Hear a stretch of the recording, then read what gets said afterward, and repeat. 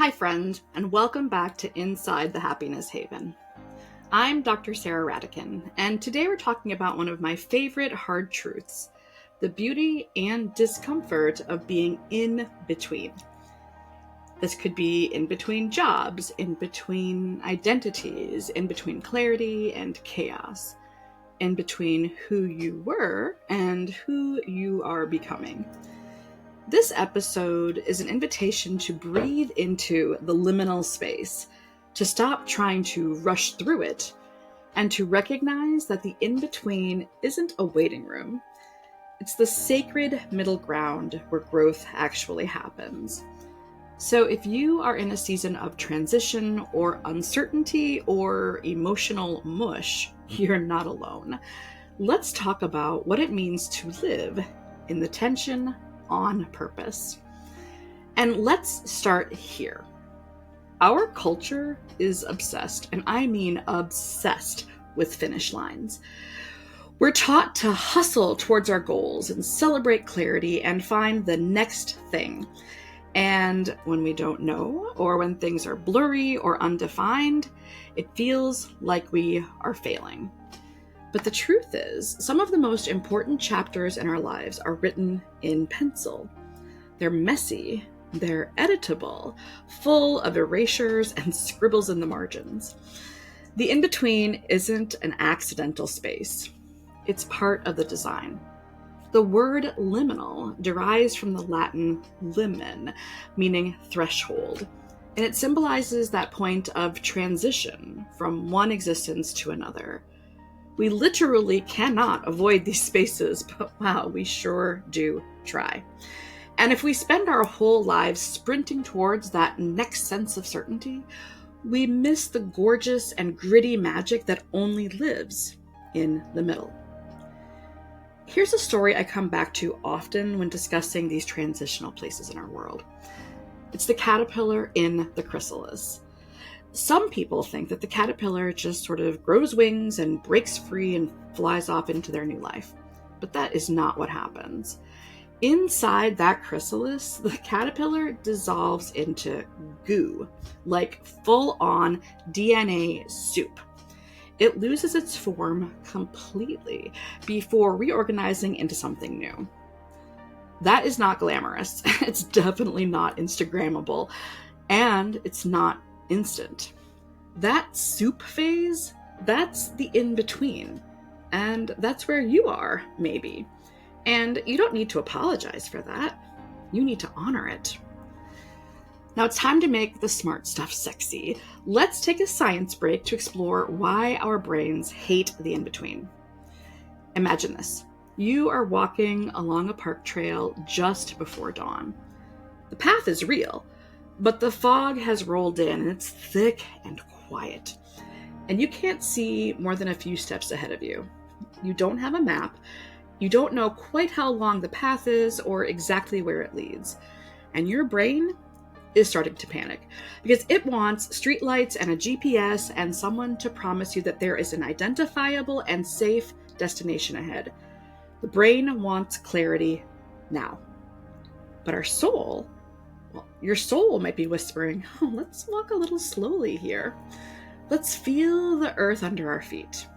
Let's breathe in this damp moss and the sense of mystery. Because something is shifting, not just around us, but within us. The brain is a pattern-seeking wonder. It craves the familiar and the predictable and the known. That's not a flaw, it's basic evolution. Predictability meant survival. It still does to a point. And ambiguity, that gray space, that shapeless period where we don't know exactly what's happening, that lights up our amygdala. That's the brain's built-in alarm system.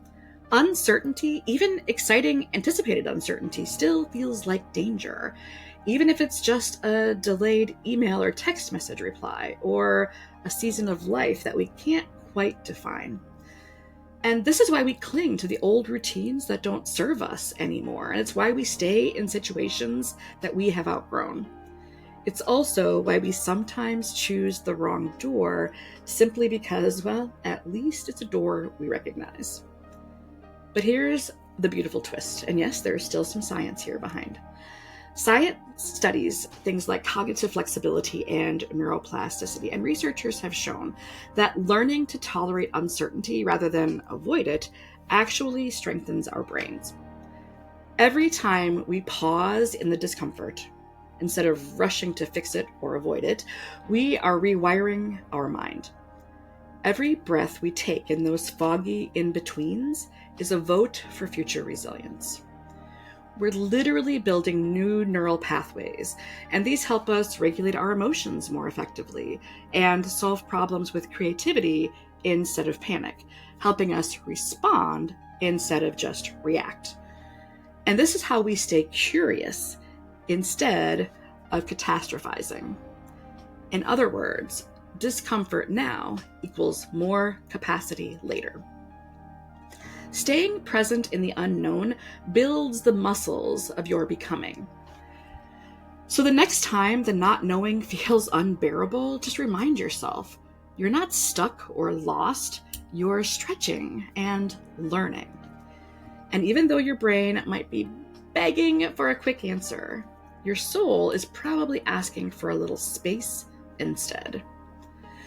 So let's normalize the soundtrack of the in-between. When we find ourselves in these spaces, we might hear ourselves saying or thinking things like, I don't know what comes next, or I thought I'd be farther along by now.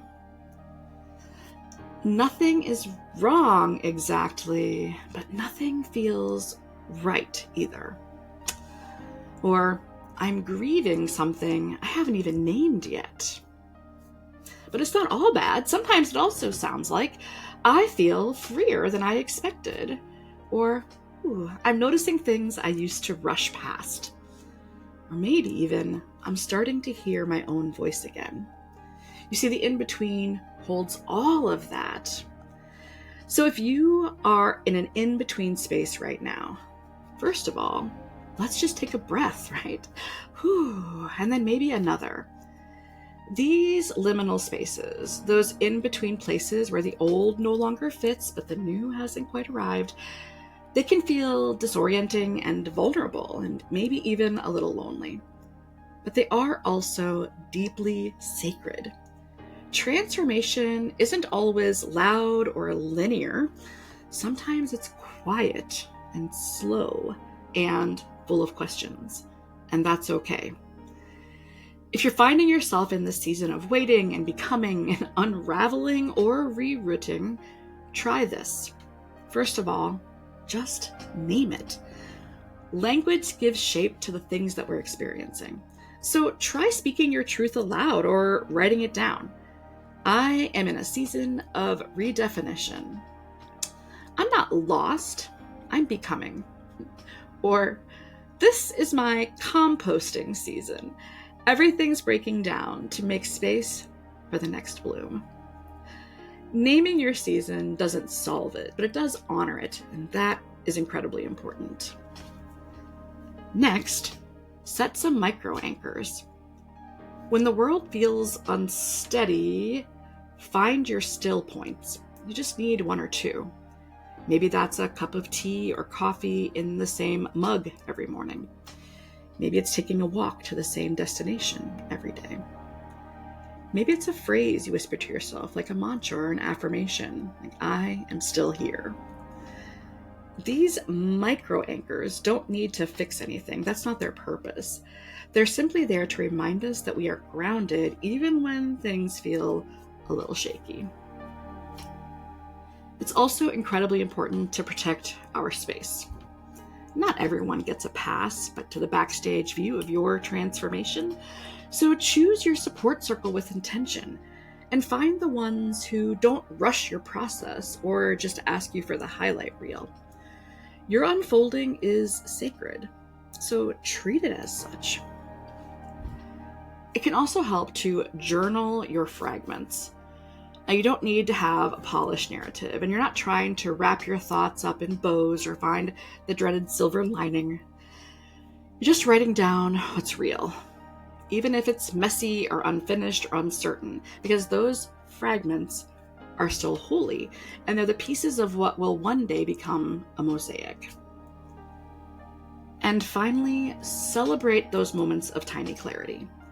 The smallest sparks of insight, like a shift in perspective or a feeling of ease or a boundary that we honored, are proof that transformation is happening.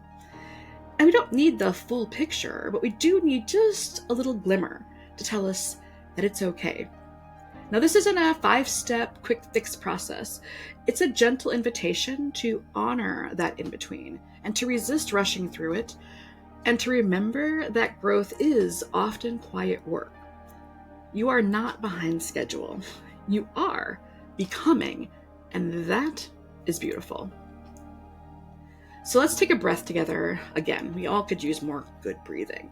And not the kind you toss out that whew in the middle of a stressful day, but the kind that invites us home to ourself. And then give yourself the gift of the pause. Not because we're broken, and not because we need fixing, but because we are becoming, and becoming requires some space.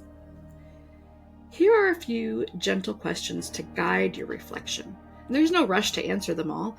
You might just hold on to one of these like a smooth stone in your hand, letting it warm up as you think about it.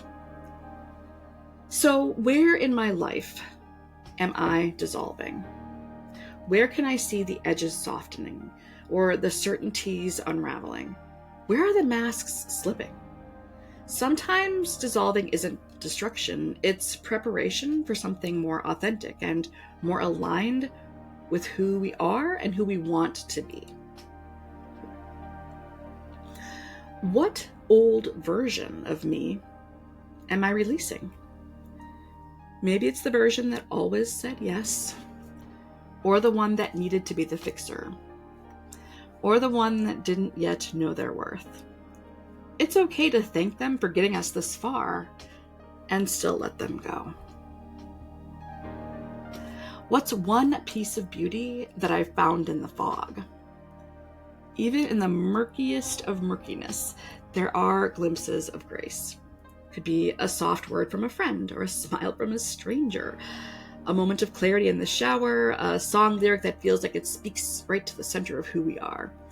Let those small beauties anchor you, even if it's just for a few moments. The in-between is uncomfortable because it matters and because something is shifting. And even if you don't know what's next, you can trust that you are not lost. You're just becoming. So take that nap, light the candle, sit in the quiet, trust the soup. We'll meet you here again next time inside the Happiness Haven. Until then, breathe deep, stay curious, and be gentle with your becoming.